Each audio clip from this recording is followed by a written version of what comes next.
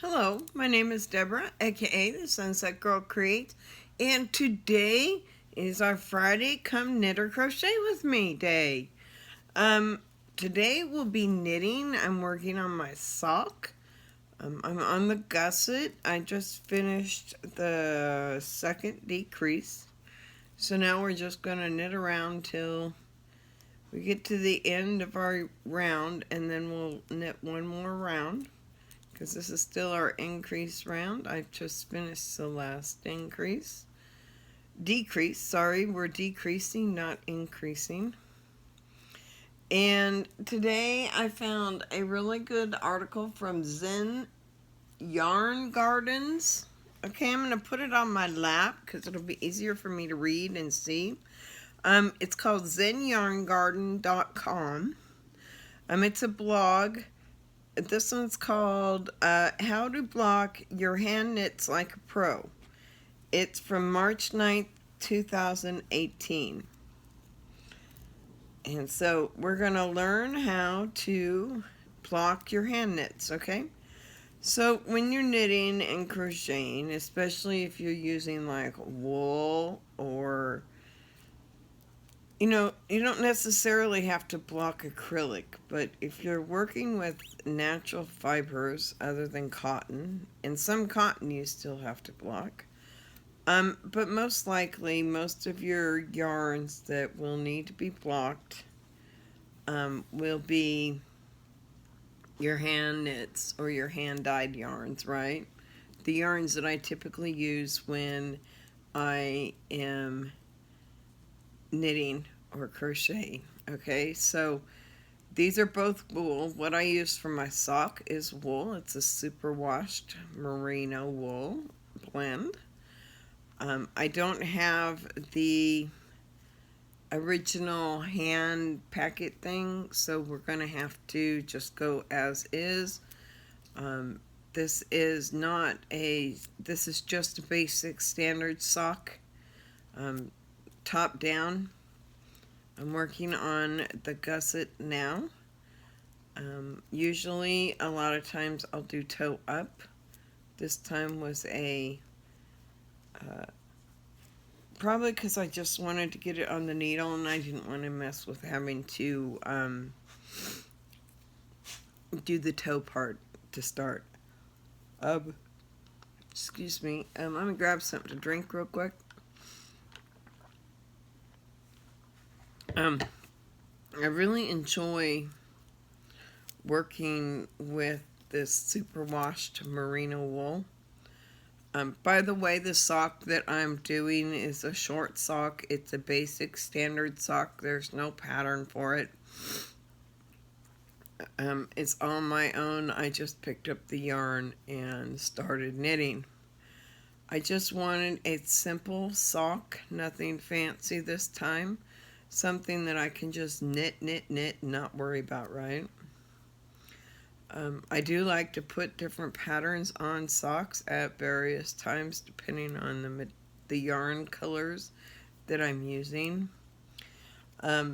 So we will see a lot of socks and sweaters coming out on the knit side, okay? Once I'm done with this sock, which will make this set complete, I'll move on and finish my sweater.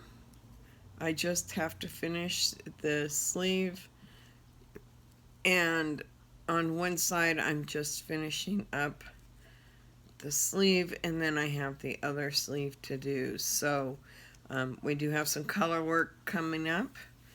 In that, I still have in the second sleeve that needs to be finished. The top half is color work, so I will probably save that color work to do on camera, so that, sorry, my hair's in the way, so that we have some fun things to do in the future, right? I love to do color work. I'm sure that once the sweater I'm working on now is done, we will get another one started, because I love to knit, and I love to do color work, okay? And I need to figure out, I have another sweater that I started. It's a cardigan, and it's done open up. I'm not doing the steek on it this time. I've done a steek before. Steeks are okay. It was my first time cutting. When I did my first one cutting, it was my, I will get it out, it's not right here, but it's my, I did this really cool cardigan knit with color work. It's in Halloween colors, so it, even though it's not probably going to come out of Halloween, because right now if the temperatures stay the way they are, and we're still in the tropics until the end of October.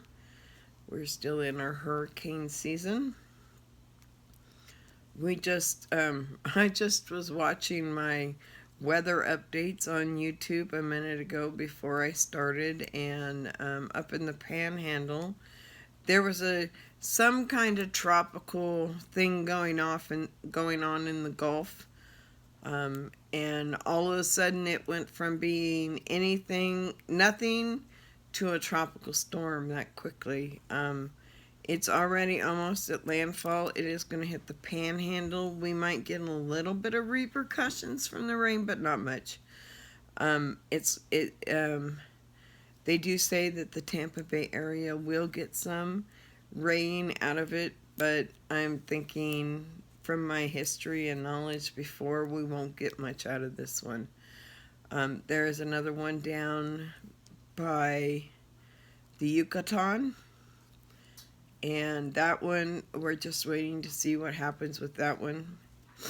And then Hurricane Henry, and it's not something that's going to be there, or is it Larry? Hurricane Larry, and it's just going to be going nowhere. And unless it gets up and hits Newfoundland, and that might be the only place that does have any issues with Larry. Bermuda might get a little bit on the wind side, the gust side. However, I want to preface something while we're sitting here. See how this yarn is all twisted? And there's a reason that this yarn is twisted. And that's because I have used this yarn. I did this set of socks like 3 different times. So that means pull out and re-cake it up, okay? So every time you re-cake it up, you get more twists in it. Normally I'll spin it and hang it. I will do that after we're completed with the video. It's not something that is really necessary. I forgot to tell you that I'm using my mini Chow Goose. If I pull out my little pouch here, okay, so I have a little red pouch that holds all my cords, extra cords. Okay, so I have different size cords. I have a 13 centimeter, 15, and a 20 centimeter, okay, and that's 5, 6, and 8 inches. The 8s are really good for hats. I did go ahead and buy me a super long one so that I can do my bunny ears on my socks. And there's just a, it's a needle sizer card and a small ruler and all of my little fun trinkets that go with it, okay? So that's what comes with these little Chow Goose. They are quite expensive. I believe these were $120 for this kit. That's because I got the full set of minis, okay? So this is the full set of mini needles, okay? So I wonder where the other one is. Do I have another set of socks going? Okay, so I have 2 sets of needles out here, and I believe that this is my 1.5, okay? And it's of my, so what it is you have a longer set, and this is where the fun begins, right? I must have another set going because I have a pair of shorts out there somewhere. So these come in 2 different sizes, shorts and longs. Okay, I'm currently using the long needle. Okay, but you can use the short needles, right? They always keep the points down, and make sure you put them in the right place. Okay, well, you can't miss it. If you put a long where a short goes and a short where you won't want to put a short where a long goes. But so it comes with 0, 1, 1.5, 2, 2.5, and 3.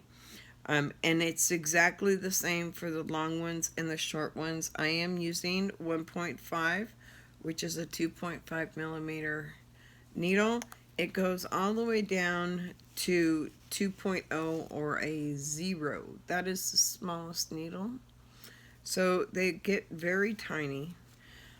But I like this set because it's perfect for socks, right? So these are my sock needles. I keep these around only for socks. That's why I know that if I look in there, there's my smaller set missing. That means I've got another pair of socks going on somewhere. And so I'll have to go find them. And what did I do? I just got my yarn all messed up in my bunny ears. There it is. Let's see what this is. Okay. This needs to come around here. Sorry, it's really hard when you get your yarn all cattywampus, you know? And then you're sitting there trying to figure out, okay, I know that sometimes it gets inside the loops, and there's really nothing you can do about getting them inside the loops unless you want to, like, spin through the loops and try to make sure you're going in the right direction, and that when you do come through, and it's going to be kind of cattywampus, but there you go. So you just have to spin it and look at your work, okay? So the biggest thing about socks is there's a few key things that you want to keep in mind when you're working a pair of socks, right? So the first thing is you want to make sure that your binding is loose. Okay, so you want a very loose binding, right? That way, no matter what, you can pull that over your instep. Okay, so you have a really big instep and you need something to pull through, right? Okay, then you do your sock leg, right? As long as you want it, right? I always mark off every 10 stitches. I like to put my end inside so it doesn't get mixed up with everything else. Okay, so every 10 stitches I put my purple. Okay, and let me show you something else that we're going to start doing here is once we get our gusset done, we will put another color stitch marker on this side, right? So we have one that is the total count for the total sock, right? This lets me make sure that my sock on this one matches this one, or this one matches this one perfectly, okay? So we're currently doing the gusset right now. So we're doing our decreases. We just started the gusset, so let me show you where we are. So what I've done is I've done the heel flap, which is this, and this is done to make it so it is a little thicker, and so it will stay on the back of your heel, right? And then you do your heel flap, your heel turn, right? This is your heel turn, and what it does is you're just doing short rows across your sock until it's completely turned, and you get this beautiful turn in your sock with the short rows, okay? Then you pick up along the gusset. So you pick up along the heel flap, which will build your gusset, right? And so we picked up around the heel flap, and we've done 2 decreases, okay? And we have to do 1, 2, 3, 4, 5, 6, 7, 8, 9, 10, 11, 12, 13, 14, 15, 16, 17, 18, 19, 20, 21, 22, 23. I think we're going to have 24 gusset stitches, okay, rows, okay? And so until you get your gusset done and you're back down to your original 72 stitches or whatever stitches it is that you put on your sock, right? This is a 72 stitch. I always do 72 on my socks. And then all I'm going to do is I'm going to, when the gusset's done, I'll start putting my different colored ones, because this will let me know how many rows I need to do before I start doing my toe. Okay, so you want to make sure, and this is just the rounded toe is all I did, okay? All I did was a rounded toe. And that's all you have to do. Just make sure that when you're doing your socks, you're keeping counts of your rows. Unless you're doing them side by side, 2 at a time, whatever, you know, like that, so that you're making them identical as you go, you need to have some way to count. So I'm working on, you can see that I've already got my purple row already started. This is my full sock count, right? So that's going to tell me when I get to all my rows, right? And now I don't have to try to count, because I can go 10, 20. I know that there were 20, between here and here is 20 stitches, 20 rows. It's actually 21 rows. Okay, so it's 21 rows, because I start this one, and then I stop this one at 10, and I start again. Okay, so this one, it will always make it 1. So there's 10 and 20 and plus 1. Okay, so, but that's how you start the count. So this is all done, but once the gusset's done, right, and as I'm working on the cuff, right, now I've got the sock coming back, right? I'm working on the main part of the sock now that I've got the heel turn done and the heel flap done. And so when we bring the gusset, we're going to bring the whole sock back. And so now we're starting to build the foot of the sock, right? Now we've started building the foot of the sock. So that's what we're going to be concentrating on. We will keep our count of our purple down as we get here, okay? And then once we get done with the gusset, which we're working on now, we'll start doing the count of the other ones so that we make sure from the toe to the heel is exactly the same. So it's real simple tricks that will allow you to be able to make socks consistently the same size, okay? So if you want your socks to always be the same size, you don't want to have to go out and buy socks, right? Some people do. I mean, there's fun socks out there, right? But if there's a sock out there that's fun, I can recreate it. How do you do that? Because you have to look at the patterns, right? And the whole thing is being able to read your stitches. Okay? So we're on our non-decrease round now. We'll go all the way around till we get back to the yellow. So what I did is my yellow is the beginning of my round. So my round starts here at that. So when I get over here, I do my knit 2 together, and then I knit all the way around till I get to this one, and when I get to that one, that's my SSK. Okay, so sometimes just putting in, good thing we only had one stitch on there. That wouldn't have been fun. These are very slick. The stainless steel needles are very slick. If you're not used to the steel ones, you can use them. Just be careful, knowing that they don't have anything at all to grip to your yarn, okay? I have bamboo and I have stainless steel, and I have a couple different brands, right? So when I first started knitting, I got myself a basic knitting set of the big needles, right?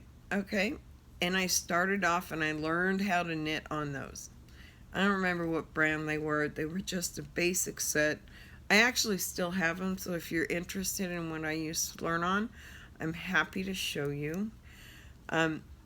And so what's interesting is that as I've learned to knit, right, I found that it can be a rewarding type of craft, right? My eyes look closed, but they're really not. It's just the way the glasses are. I do have glasses that slightly tint, so that's probably what's going on. Oh my God, my hair is awful today, isn't it? Yeah, I got up in the middle of the night. For some reason, I had been sweating, and my hair was all knotted, so it didn't stay its nice, straight, beautiful self. But that's okay, right?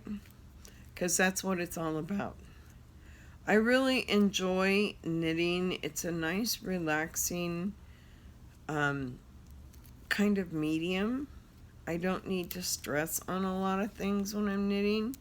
I can just kind of sit here. It's a really good thing to do, to just sit and watch TV, because you can knit and watch TV at the same time, right? Because I don't always have to look at my knitting. I can pretty much run my knitting a lot without looking at it, because I know where I want to go and how I need to do it, and I know how my knitting feels in my hands when something's right, when something's wrong. Okay, so that's part of learning knitting, is knowing when what you're doing is right or wrong. Okay, so does it feel right when you knit? You're going to be doing the same thing over and over again, okay, when you're knitting. You're going to do the same knits. When I'm doing this, I'm just knit stitching, right? The only time I have to purl on a sock is when I'm doing the heel flap. And if you don't want to purl at all while you do a sock, you don't have to. You can just do a regular sock without the heel flap, turn, and gusset. You can just make a regular plain sock with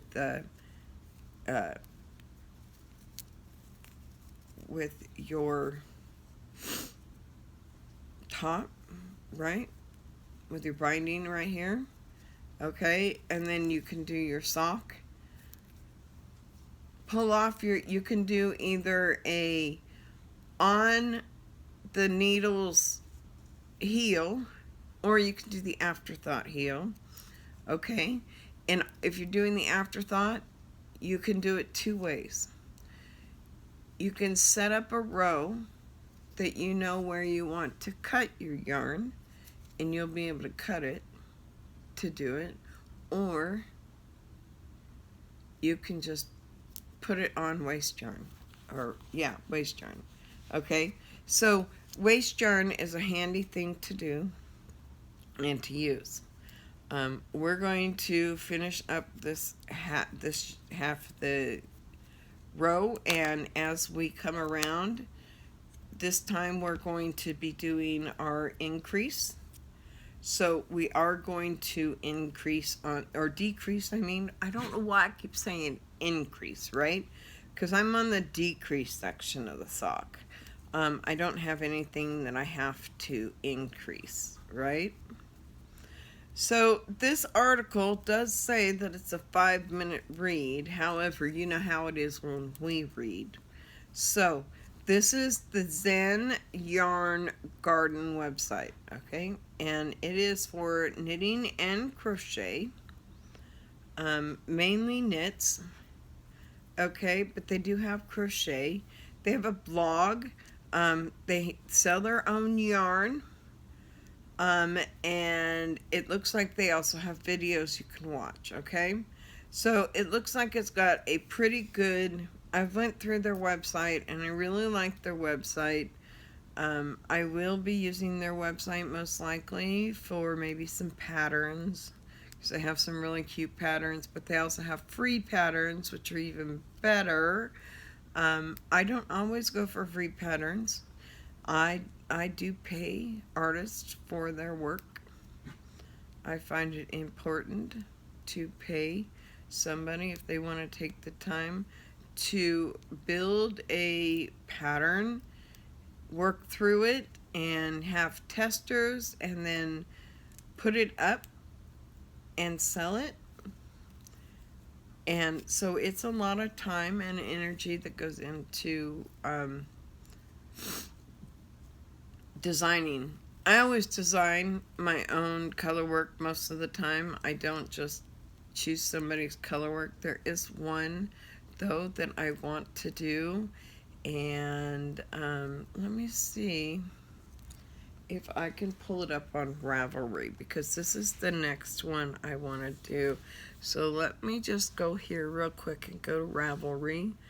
No, that's not it. Okay. Ravelry. Okay, so Ravelry, oh, come on. Okay. Ravelry is a place that people can sell their patterns, right? So you can go to the patterns section and you can find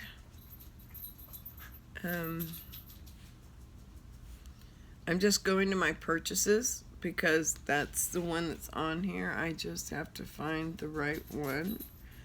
And actually I don't need to find it on Ravelry because I've already got it set out. I forgot.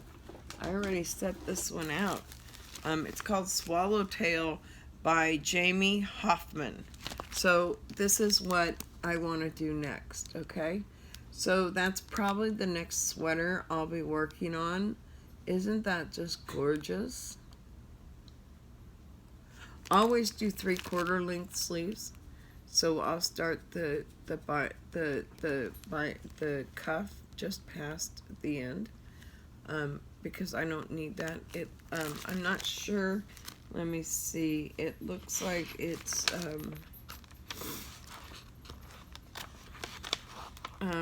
it is the name of the butterfly on here is called a swallowtail. That's why the sweater's named Swallowtail. I'm just trying to get the synopsis about Jamie wrote a synopsis on the pattern, and so I kind of wanted to check something on the pattern. I'm not going to show you the pattern at all. This is just for sizing and block gauge, so there's nothing on the pattern wise on here. So sizing, I've got it down as 4. I am going to change that sizing because I think I need to go to a 3 now because of the 50 pounds I've lost. So it's done with fingering weight. It's got 4 colors. There's only 2 colors per round, so you're only carrying 1.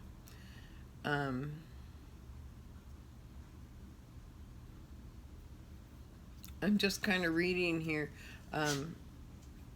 So you will work so long as gauge is met. So your whole thing is with sweaters, okay? So the biggest thing with sweaters you have to remember is that, hold on, where'd my blog go? Here it is. Okay, so the biggest thing about sweaters, if you want them to fit right, you have to do a gauge swatch. And you need to really make sure that that gauge swatch is correct, okay? So if you can't get the correct gauge, depending on which gauge it is that you need, whether you need to go up or down, you do need to do that gauge swatch, okay? So to fit the chest circumference, it gives you the centimeters. So you want to take the centimeters of your chest circumference. And you also want your finished bust circumference, okay? And then one last thing is it's intended to fit 1.5 to 3.5 inches, which is 4 to 9 centimeters of positive ease.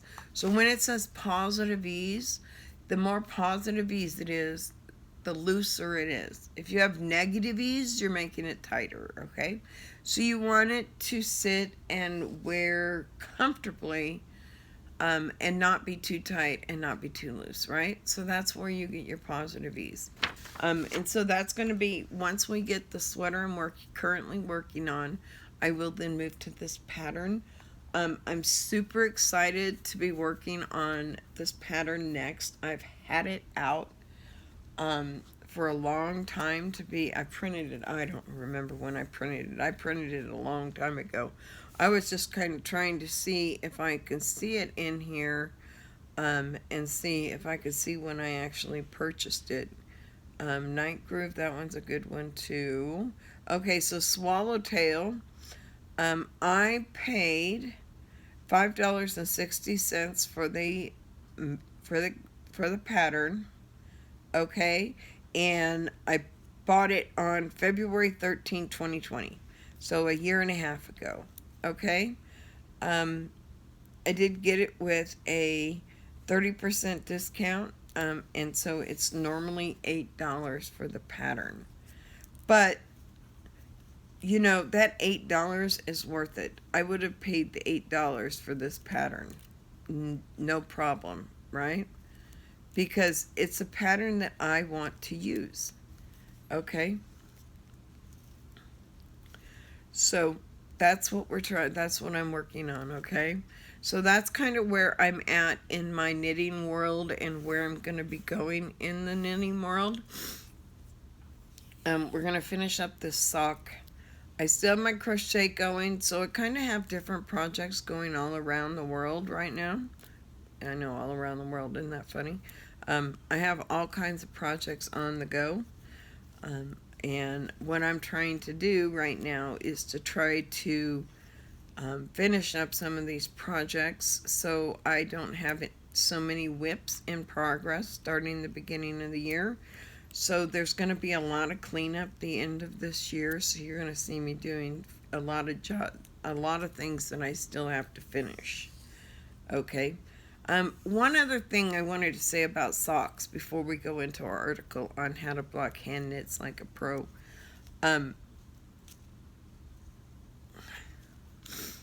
You can choose a lot of things to do, and there's all kinds of different kinds of things, whether you crochet and whether you crochet or knit. It's a fun type of thing to do, right? I enjoy it. I can sit here and crochet and knit into the evening when it's too much for me to diamond paint anymore.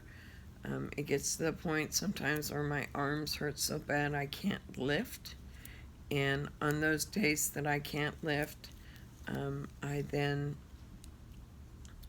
work on either knitting or crocheting. And so I'm going to pull out each project and finish each of the projects that are on the go that I want to finish. And then we'll move on to the next project. Okay, so I do have the next project in knitting ready to go. I haven't picked out the yarns for it yet, so I still have to see how much yarn I need for each one to make sure that I have enough yarn to complete the project. Okay, I know that I have a bunch of different blues that I got. The purples are already being used, I believe, so I'm probably going to do it in blues because I've already got the purples earmarked for the other cardigan I'm working on. And so I just want to make sure that I'm doing something productive, right? And then I'm finishing things that need to be finished. Okay, so I am on my decrease round. So I just finished up. I'm going to start. The first thing you do when you're on this side of the gusset, you're going to want to do a knit 2 together, okay? So we're going to knit 2 together, okay? And then the next one will be your SSK, which is slip, slip, knit. And I'll do that here in a minute when I get to that side. Okay, so we're going to start reading. I'm going to get something to drink real quick, and then we'll start reading. So, how to block your hand knits like a pro, okay? We've received quite a few questions about how to best block these gorgeous knitted and crochet projects once you are finished creating them. Today's post explores your options for putting the finishing touches on your Zen garden project, okay? So they're going to talk, just like Diamond Art Club, they're going to talk about their patterns, they're going to talk about their yarns. So remember, as we're reading it, if you want to go to zengarden.com and order any of their patterns or any of their yarns, feel free to do so. So we're going to get started on steam blocking. Okay, so steam blocking is an easy way, and they say we highly recommend steam blocking over wet blocking. So they're going to go over wet blocking in a minute. Steam blocking sets the stitches just as well as wet blocking and also increases the longevity of both the color and the wool.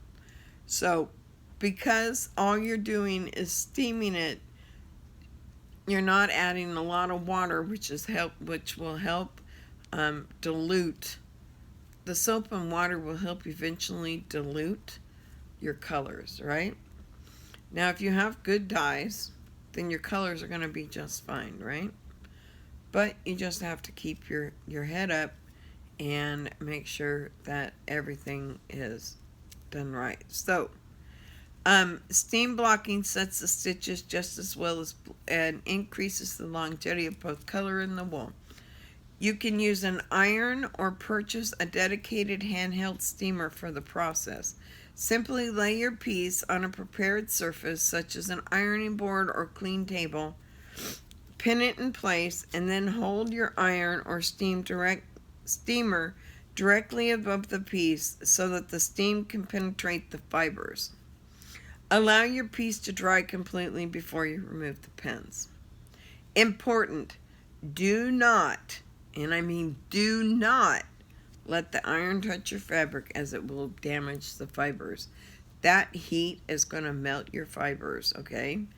These are natural fibers. They're animal wool, okay? They're sheep wool. Most of it is sheep wool.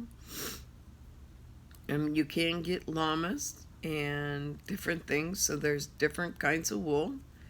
But a lot of them come from sheep's, okay? So, you don't want to damage your fibers, right? So it's very important. Hand washing. So let's go over hand washing. Hand-dyed yarn is not unlike clothing in that the more it gets washed with soap, the more it will fade. So please wash sparingly and only when needed. For the purpose of this post, we opted to hand wash a shawl knit from our Vocal Gradient Quartet. This shawl has sections of textured stitches, eyelets, and eyelet lace, and a picot border. Okay? So the materials that you will need to hand wash and block is a project or garment you wish to block. So whatever you want to block, right? So whatever you just got completed, whether you're doing a shawl or whether you're blocking a sweater or whatever you're blocking, you're going to need your project or your garment, right? That you wish to block. You're going to need a mild soap, vinegar, T-pins, a tape measure, and towels. Optional, but very helpful to have, blocking wires, blocking mats, and Knitter's Pride knit blockers. I have everything here except for the Knitter's Pride knit blockers. I'm not sure what they are. Let me check. Oh, okay. So they're just blocking tools that have multiple pins in them. That's all. Okay. Yeah, we just have regular block. Did it open up a whole new? Yes. Okay. It opened a new window. I kept going back and back and back. It would take me back. So, step 1 is washing. Okay. Some of our yarns say machine wash, which you can do if you prefer, but please bear in mind that hand washing always increases the longevity of your project. And one other thing that I've learned about a difference between putting your clothes in a washer machine versus hand washing. Okay, when you have fine knits, you want to hand wash them. You do not want to put, I know, even if it says put it in the washer, and that you can put it in the washer, it's not recommended. Unless you're doing acrylic, I would not put it in the washer or the dryer, okay? And the reason I say that is because you do not want to stretch your fibers either. And so when you put them in the washer, you're going to be stretching your fibers in way different directions than you want your fibers to be actually going. So I find that hand washing, and this is my preference, if you want to use the delicate cycle, which doesn't do the agitation and mess up as much, feel free to do so. But with my hand knits, I choose all of my hand knits, the ones that are made with wool. Anything made with acrylic goes in the washer and dryer, okay? If you put acrylic and you wash it and you dry it, and I don't put it in there very often. It goes through very rarely, right? Because it's mainly shawls. I wear shawls and they go back and hung up. It's not something that I have to wash every time I wear, okay? So unless it gets something on it or it starts to smell, I'm not going to usually wash my hand knits. They sit in my closet. They don't sit. They hang in my closet. And they're well taken care of. And so I make sure that everything's hand washed, and then I block once I'm done hand washing. And I have a great big huge glass bowl. It's a Pyrex bowl. I think it's the 10-gallon bowl, I think it is, or 5-gallon bowl, one or the other. But it is really big, and I use that to do my hand washing in, because I can just put it in there. I can soak it, let it get all soaked up and all good to go, and I don't have to worry about it, right? Exactly. So I just finished my second decrease for this round, so I'm going to finish the round and go all the way back around, and this row will be our non-decrease row. So we're just going to knit around. So this one should be pretty easy. I just finished all of my decreases. So some of our yarns say machine wash, which you can do if you prefer, but please bear in mind that hand washing always increases the longevity of your project. Be sure to keep in mind that some products like soak and eucalyptus can draw the dyes out of your project, especially if you let them sit in the soak for a long period of time. Okay, I don't use either one of them. I use just a woolite, okay? And that works just fine, okay? Especially if you let them soak. If you like using these products, please be sure to remove your project within 5 minutes, as soap can pull on the dye molecules if left too long. The color may be pulled from your project. Okay, so just be very careful. Okay, I soak mine for about 5 minutes, and then I go in there and do a really super good rinse on it, okay? So just be really careful, and when you're done, make sure that you pull it down and finish it, okay? So this is what you need to do. Fill a clean sink, bucket, or basin with lukewarm water. Do not be hot, do not be cold, okay? We like to add just a smidge of heat to the water to loosen any oils or dirt that may be lurking in the knit, okay? But prefer not to go too much beyond lukewarm. Yeah, you don't want it more than regular tap water, really. And you don't want to put any hot in it. You just want to put just enough to make it warm. I use just regular cold tap water here in Florida, especially during the summer times, because our groundwater is so cold or so hot. We constantly have warm water. You turn on our faucet and we have lukewarm. You don't get cold water in Florida, okay, out of a sink. Okay, so next, add some of your favorite mild soap and a dash of vinegar to help alleviate fading from happening too quickly. Okay, I didn't know about the vinegar, so I'm going to include that from now on. There's like a glare. Let me fix this blind real quick. There, that's much better. Okay, there was a glare. The sun's just coming up. I started this video super early this morning, so I could get it done and get it uploaded. So, next you want to gently add your project to the water. We like to press the project into the water softly, making sure it is entirely submerged. Don't add too much agitation, just enough to get your project good and wet. Let the project soak for 5 minutes or less. And I usually let it soak for about 5 minutes is what I usually set my timer for, so that it's not in for too long or too little. Remove your project from the water and squeeze gently to remove excess water. The key here is being gentle. Do not wring or twist your knit. You do not want to do that. You'll mess up your fibers, okay?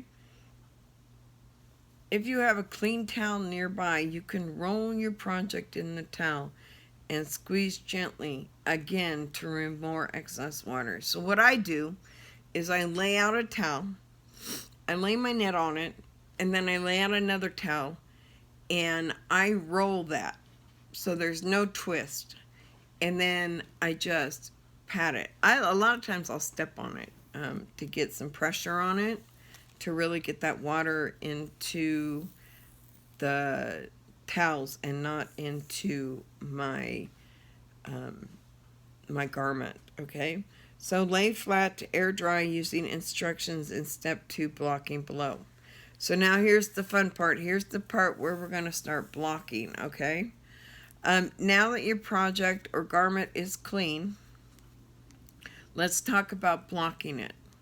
Especially, all you are going to do here is determine how best to arrange your knitting so that it will dry in the shape you wish.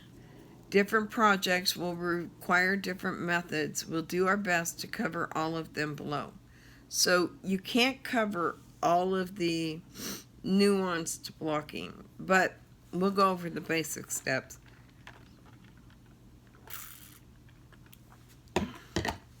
First, find a good place where you can block your project. Okay. You will want an open, flat surface that curious pets and our children are unlikely to discover. We find that the floor in a non-trafficked area is usually a good place to block. If you don't have a good floor space to block, you can always use counter or tabletops or any flat surface. The bed in the guest bedroom, the dining room table, etc. A lot of people use their guest bedroom and just block on the bed.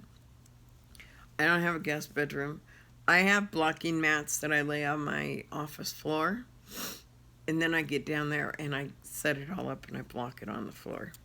And I do have mats. I don't have to worry about not having mats. I also have sock blockers, so I can just put my socks on the sock blocker. If you're using pins to block your project, I always use pins, and I have the cables, okay? And in most cases, you'll want to use pins to hold your project in place. And you really, instead of using push pins that you get for sewing, you want to get the T-pins, okay? Because they're stainless steel and they do not rust. And they're a lot sturdier than your standard sewing pins, okay? So make sure you try to get yourself some really good. I bought this little kit. It's in a round tin. It holds all of my wires as well as all my pins. And everything I need for blocking is in one little container.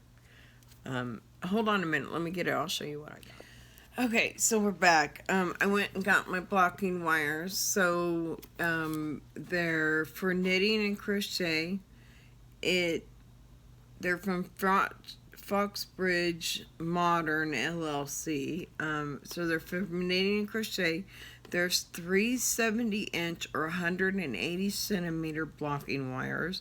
There's 4 35-inch or 90 centimeter blocking wires, 50 nickel-plated T-pins, and 3 30-seconds coated vinyl. So these are the wires, okay? And they're just wire, and it's covered in that vinyl coating, okay? And they have little tips on the ends, so you can feed them through your knitting or your crocheting. I'm not going to pull one out because they're not fun to put back in the box if you're not using them. But I did want to show you what a T-pin was. And this is a T-pin.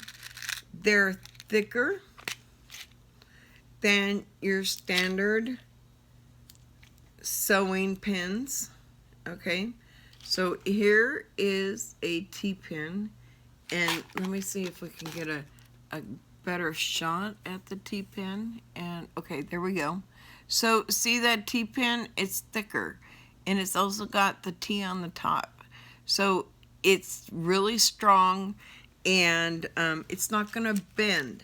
When you're blocking and you're using regular pins, and they can sometimes bend, and then it's really hard to get them to stay into place, okay? But that's what blocking wires are. I don't have the blocking plates, but I do have this. This works just fine. I will look up, I think I got this, I'm pretty sure I got this on Amazon, maybe. I'll look and see if I got it on Amazon, because I got most of my stuff on Amazon. But I may have bought this somewhere else when I was buying yarn. So I'll have to look and see if I can find out if I can find my link that I bought it in. If not, I'll find a link to something similar for you. Okay, so those are blocking wires. I just kind of wanted to show you what we're talking about, blocking and everything. So it's kind of nice to be able to have a look at what somebody's trying to say they're telling you, right? If I say there's a T-pin you need, and I got hair wrapped around my yarn, and I'm trying to get it out without having to cut my yarn. I mean, it's like, there we go. I guess that's gonna work. It's really hard because it's right where I'm getting ready to knit. Okay, I think I got most of it off. Okay. Yeah, most of it's gone. Yeah, that's hard when that happens. Okay. And why I was on pause, I went ahead and untwisted the yarn so it's not all twisted up while I'm trying to work.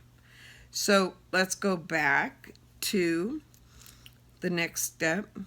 If you're using pins to block your project, and in most cases you'll want to use pins to hold the project in place, you will need a porous surface underneath your project that you don't mind sticking pins into.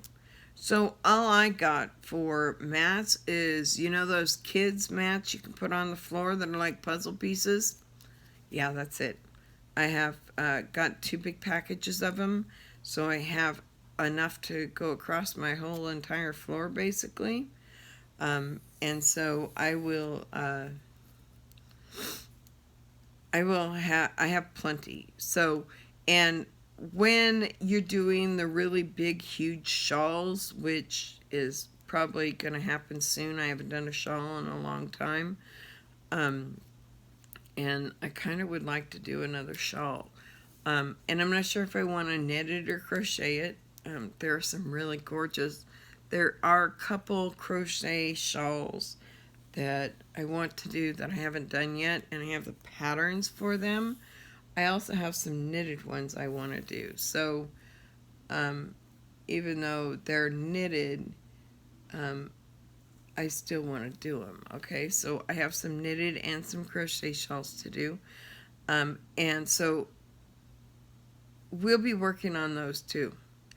So underneath your project, so you don't mind sticking pins into. If you're blocking on carpet or on the top of a bed, you may not need to put anything additional down to hold your pins in place. Okay, the only thing about putting it in the carpet versus putting it on mats, I find I have my control putting it on mats.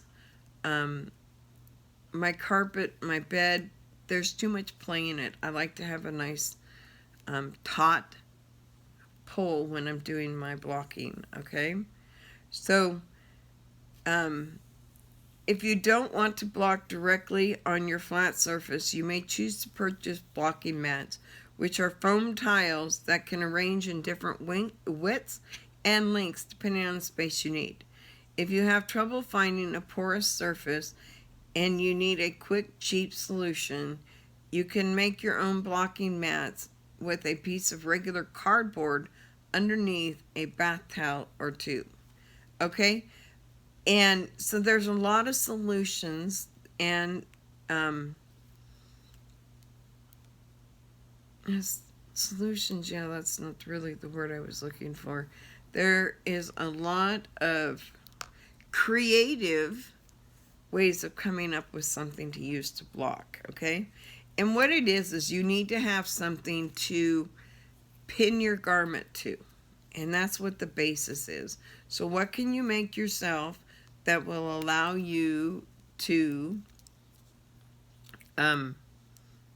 pin directly into it and keep it pretty taut, okay? I like to have a nice taut pull on mine. I like it to be nice and straight. I want to make sure that I'm pulling those fibers where I want. And it's a lot of times it's blocking, especially with shawls, you're blocking it so you can see the patterns that you did, right? You want to be able to see the patterns that you're doing, okay? You want to have the opportunity to be able to know what you're doing, what you're working on, what you're working towards, and how you can help yourself, right? So if you put a lot of work into a shawl that has a lot of different textural differences, I know a great one that you can do with knitting is you can go through the knitting and do all of your knitting, and there's one called the drop stitch. So basically on the first round you go through and put extra wraps on your wing. So if I'm doing this, I'm going to, let me just show you, I do a knit, right? And then I want to do a drop stitch, so I'm going to put 2 rounds on it. So I'm going to have a stitch that's 2 sections down. If I want it longer, the more I put on it, the more it's going to elongate. And all it is yarn that hangs there, okay? And the nice thing is, like, you can do different patterns, so you can bring it in and just kind of flow it out, right? So there's lots of things. So you want to make sure that when you're blocking, and you have a lot of different types of knitting or crocheting stitches you have that you want to show off, you need to make sure that when you're blocking it, those stitches show. And that's the main thing about blocking, is to make it so that it's in the right shape, as well as any stitches that you have that you want to show off are available for you to see, okay? And that's what it is. So once you've decided where you would like to block your project, lay it out gently in the shape you wish to block it into. So the first thing you have to do is you have to lay out your garment, right? Get it on those mats or on the bed or the floor, whatever you choose to do it on. And just remember that you're going to want to make sure that it's whatever shape you want it to be in. So that's what you're aiming for, is to make it the right shape, correct? So at this point, you'll decide how aggressively you want to block your project. Some patterns will provide a schematic with finished dimensions, which you can refer back to as you lay out your piece. Using a tape measure to ensure correct dimensions have been achieved. Okay? So what kind of tape measure? Do you keep a tape measure with you? You should. You should have it all the time. Using a tape measure to ensure correct dimensions have been achieved. You may have some personal preferences that inform your blocking approach as well. So you may have your own preferences when you go block. I have my own preferences. I have the way I like to block, and I have the way I like to lay out my garments, okay? And you get that as you practice. The more you do, the more you practice, the more you learn, the better you get, right? Practice, practice, practice. Practice makes perfect. So keep practicing your knitting or your crocheting, and then practice blocking when you're done with your project. I can show you how to block socks when I'm done. Socks just have blocking. They have their own blocking stencils basically, and you can buy them to adjust them per size. Or hold on, let me pause one more time. Okay, so I went and got the sock blockers. I went, and these are off of Etsy. Okay, they're from Russia. And they've got this beautiful rose cut out. It's beautiful teak wood, right? Smells wonderful. And then you have adjustables. So I can adjust it based on the size. So if you have 36 centimeters length, you want to put it there, and you just gradually move along. There's a little arrow right here on this that's going to point to the number that you're at. So this one would be listed as a 38, okay? And there's also one on the bottom that goes in the other numbers. So the odd numbers are on the bottom, even numbers are on the top, okay? And then there's little extender pieces on here as well that allows you to adjust to whatever size sock if you need additional room because you have to have a super long sock. You can, right? Or if you just need to adjust it a little bit, okay? I haven't looked too much into these additional adjusters because when I put them in here, they fit like this, but they don't fit all the way. So I'm not quite sure what those are for. But I will look into it and figure it all out because I have to, but there's a bunch of them. There's this size. There's 4 of the 3s and 4 of the 6s, I think, 4 6s and 4 3s in addition, and then you have the tips. So I'll have to go do a little bit of research for myself, but they are very gorgeous sock blockers. So you can get basic ones off of Amazon, $5-10. I paid a little bit more for this because I wanted these really pretty, nice wood adjustable ones. Because I don't know, these are for adult socks. You can also get them for children's socks. I don't make children's socks. My grandchildren will get socks, but only when they're older and their feet stop growing so fast. Because I'm not going to make socks every year for them if they're going to grow out of them too fast. So it comes with 2, so you can block both your socks at the same time. Okay, so that's what that is. That's what a sock blocker is. So that's why I wanted to go kind of get my sock blocker so you could kind of see some different blocking tools. Because having the tools and seeing the tools and understanding them makes a difference when you're working on something, right? I like to look, I like to touch, I like to do. So I learn by doing, right? And if I can't do it, I don't want to learn it, right? That's kind of where I'm at. And so now all I'm trying to do is get everything set up. So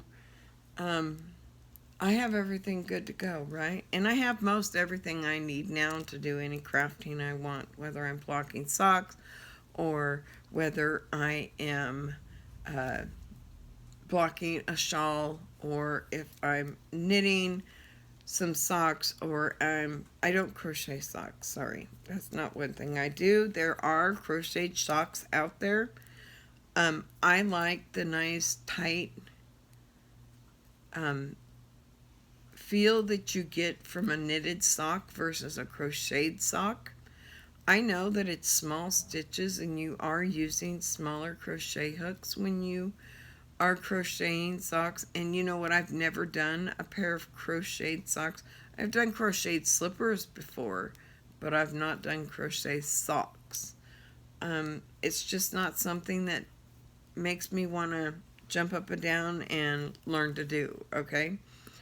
I use my crochet for a lot of things, okay? Because I've done it for so long. Knitting, I learned about 5 years ago, so I've only been knitting for about 5 years.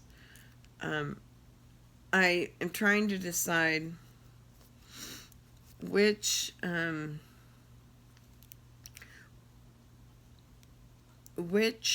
genre of yarn, whether it be crochet or whether it be knitting. But I want to eventually, once Social Security comes through and everything, I'm going to start concentrating on getting my masters in either become a master knitter or become a master crocheter. That has always been a goal of mine. And I'm probably going to start designing some socks and some different things knit wise, to maybe sell some patterns. We'll see. And if I'm going to raise any money for the channel other than doing the monetized to where it's monetized only to where you guys can set up and become members of the channel if you want, or I don't know if I'm going to do that or if I'll do Patreon. It really just all depends. I haven't decided which way I'm going to take that, and I'm only doing it to raise money to be able to get stuff for the channel is how I would be doing it. It's really only to raise money for the channel. And that money won't be used for anything but products that we will buy. And I have some products that I have earmarked that I would like to get, and once everything kind of slows back down, I'll order some of those, because we'll start doing some of those. There's some really pretty beaded cross stitch on wood pieces, and it's from somebody I think in Russia as well. I want to contact her because I want to work with her once we get started, and I want to be able to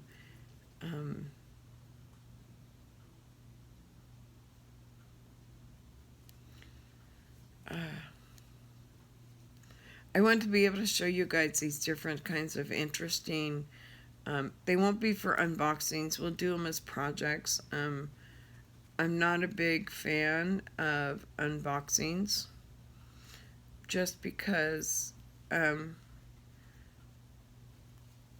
it's not, I mean, I've watched them and it's fun to watch sometimes, but if that's all a channel has, it gets boring after a while, don't you think?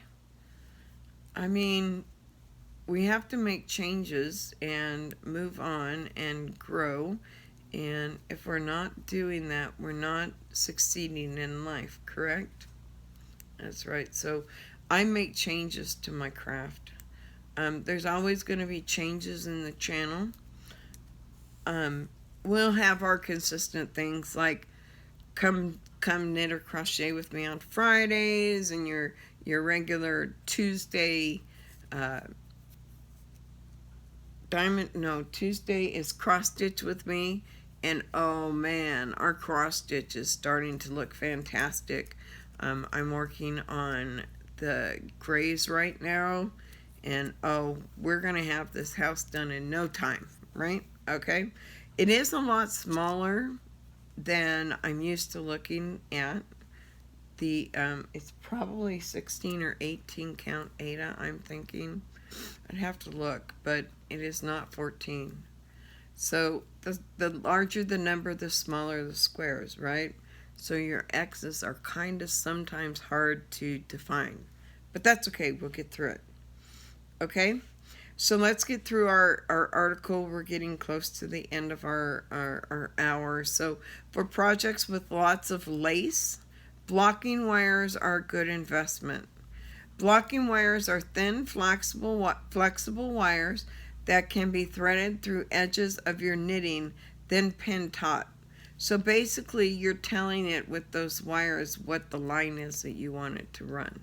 So do you want it to run a line that is wavy? Well, you can do that, and just don't use your blocking wires. Blocking wires are really good at making your blocking a lot easier. It takes a little bit to get used to using the blocking wires, but once you've figured it out, it's a blessing in disguise, I'm telling you.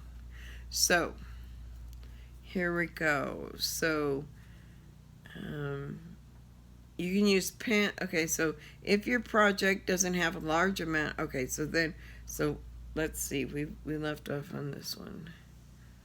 Okay, blocking wires are thin, flexible wires that can be threaded through the edges of your knitting and then pin taut. This will open up your lace and enable you to create straight or curved edges. So depending on the way your edges are on your shawl, if you've got, like, if you're doing a shawl and you've got a bunch of lace, but maybe it's a crescent shawl, so you want to make sure that you get that nice crescent shape. You can if you use the blocking wires. And they're really good at helping you get the shape you want and actually holding it into place, because all you do is make it taut and then you hold those into place and they'll keep everything straight. Okay, so you don't have to worry about pinning every 2 inches so that you can keep it as straight as possible. If you have those blocking wires, they will help you out. Okay, so if your project doesn't have a large amount of lace, or you don't wish for super defined edges, you can use pins or the knit blockers to pin your project into place as you arrange it. Generally, we lay the project out in the shape we want it to be and then pin every 4 to 6 inches to arrange the project in a general shape. Okay, so yes, that is very important that you always put it in its general shape. And so it will really help. If you don't have the wires, you can pin it by itself. Just like I said, make sure you get yourself a nice set of T-pins. They're not too expensive and they're well worth the investment, okay? I think it's $5 or $10 to invest in a nice set of T-pins, and that money is probably one of the best well-spent monies you're going to have if you're going to be blocking and doing a lot of garments that need to be blocked, okay?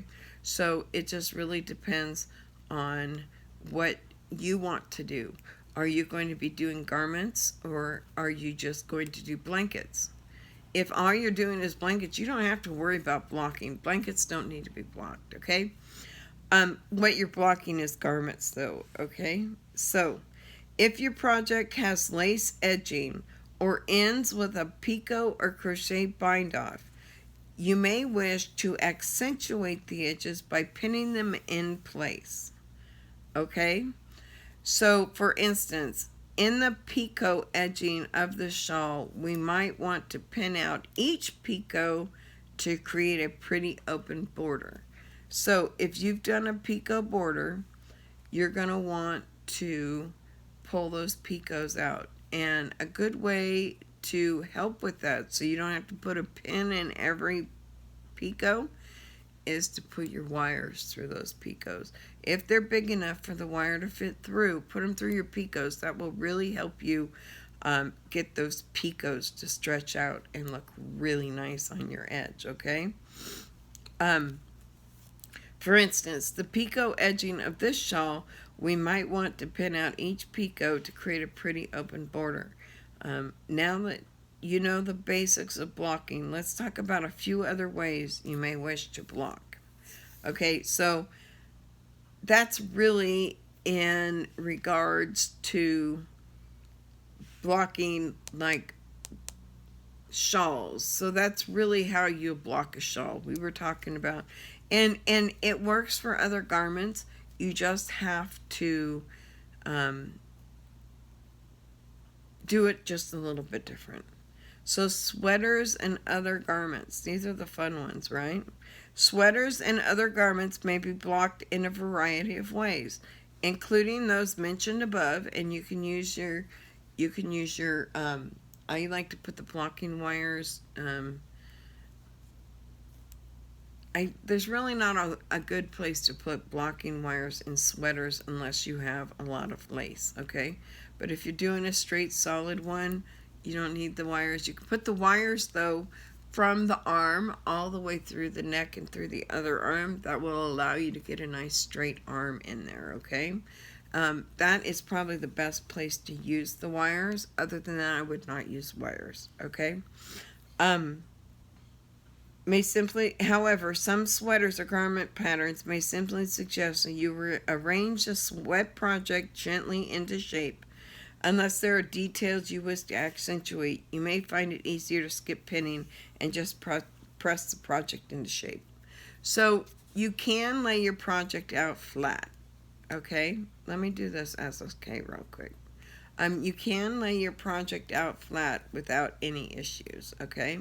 So like when I do sweaters, I don't usually pin my sweaters unless it's a lacy sweater. Like I said, if it's got a little lace, I'll pin them. Or if it's a delicate one, I have a nice one. I just lay it flat. I have this really pretty one that I just made not too long ago. It was blue. And it has a nice, it's got a lot of the cables in it, cable work. That's one reason I wanted to learn to knit, is because I wanted to learn to do the cable work. Because I think cable work is just gorgeous, right? So if you're doing cable work, you're definitely going to want to accentuate those cables. So just make sure that when you're laying it out flat, that you just lay it flat and make sure that you get your sweater in a nice straight symmetrical way, and everything will pull nicely, okay? The nice thing about the sweater that I did is it has some lace right here on the front, and then it's plain down the middle except for our cables that run down the whole inside edge of the sweater, okay? And knitting is so much easier in my mind when it comes to garments, sweaters, socks. I like to use crochet for blankets, making the little animals, guru or whatever, group. I can't ever say that word. I'll have to have somebody pronounce it again for me, and I'll have to practice, because that word just is hard for me. So, pieces for steaming. Often when knitting garments or larger pieces, you'll be instructed to knit pieces and then block them prior to seaming them together, okay? In this case, we recommended blocking the pieces using pins and a ruler to ensure that each piece is brought to the size dedicated by the schematic in your pattern. And a lot of times they'll give you schematics and tell you what the finished object is supposed to measure to. And if you follow the pattern and you have your everything, you've done the right tension, everything, and it's all good, you can just not worry about it and you can move on, right? Okay. So hats. Blocking hats can be a challenge, but with a little ingenuity, you can come up with a solution that works for you. Head forms are available and can be used much like sock blockers we mentioned above. Otherwise, search your home for objects that might be repurposed temporarily. Blocking a beret, check out your stash of dinner plates. Blocking a beanie, try blowing up a balloon at the approximately right size. So you can get balloons and use balloons to block your work, right? So there are so many ways you can block things. Be inventive, okay? Be inventive. We hope these tips and tricks have helped you navigate blocking your project. We can't wait to see what you create.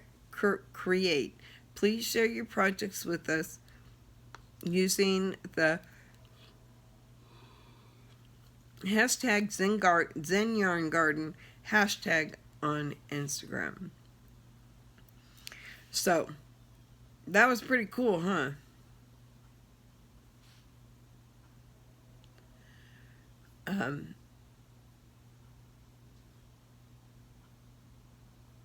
Yeah.